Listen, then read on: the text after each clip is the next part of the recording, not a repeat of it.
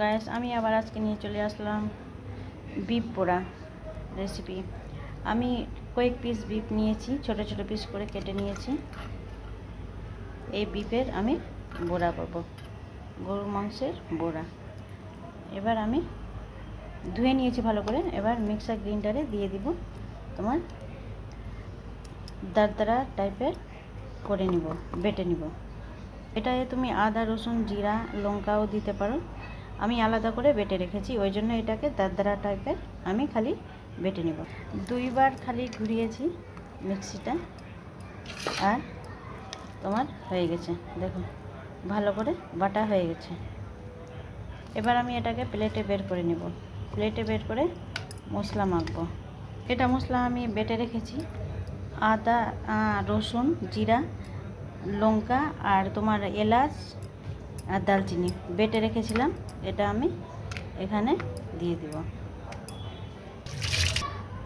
আদা, রসুন, জিরা, এলাচ আর দালচিনি মিক্স করা মশলা দিলাম আমি। আর দেব এবার লবণ আর হলুদ। অর্ধেক চামচ দিলাম লবণ, পরিমাণ মতন দিবা স্বাদ অনুযায়ী।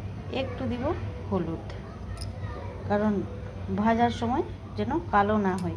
বেশি হলুদ দিলে ভাজার সময় কালো হয়ে যায়, ওই জন্য কিছু ভাজবা তুমি, পাকোড়া মাকোড়া করবা তো হালকা হলুদ দিবা, যেন কালো না হয়, কালারটা গোল্ডেন কালার আসে। এবার আমি মেখে নিলাম ভালো করে। এবার কুচি কুচি করে পেঁয়াজ লঙ্কাটা আমি কেটে রেখেছি এই বড়ার জন্য, বিফ বড়ার জন্য। সবগুলো আমি 2টা পেঁয়াজ কেটেছিলাম আর 5-6টা লঙ্কা কেটে রেখেছি। এটাতে আমি মিক্স করে দিব। ভালো করে মাখা হয়ে গেছে। এবার এটাতে আমি, তুমি কর্নফ্লাওয়ারও দিতে পারো। আমি দিব 2 চামচ বেসন। বেসন দিয়ে ভালো করে শুকনো শুকনো করে মেখে নিব। শুকনো করার জন্য আমি বেসন নিলাম, 2 চামচ বেসন নিয়েছি। এবার সেই টেস্ট লাগবে। তুমি যদি বেসন না দাও কর্নফ্লাওয়ারও দিতে পারো, না তো এমনি ডাইরেক্টও তুমি বড়ার শেপ করে তুমি তেলে দিতে পারো।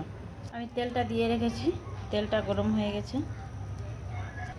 বড়ার শেপ করে নিয়েছি, সবগুলোকে গোল গোল করে আমি বড়ার শেপে করে নেব।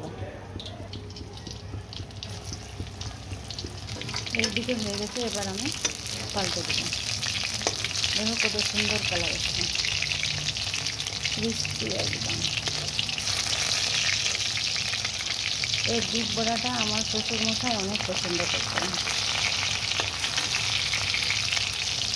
যখন আমি এই বিফ বড়াটা করি তখন অনেক খেয়াল করে। বিফ বড়া, পাকোড়ি খুবই পছন্দ করতেন শ্বশুর মশাই। এবার হয়ে গেছে সবগুলো বিফ বড়াটা, কালারটা সুন্দর চলে এসছে। এই রেসিপিটা ফলো করবা, দেখো খুবই টেস্ট লাগবে।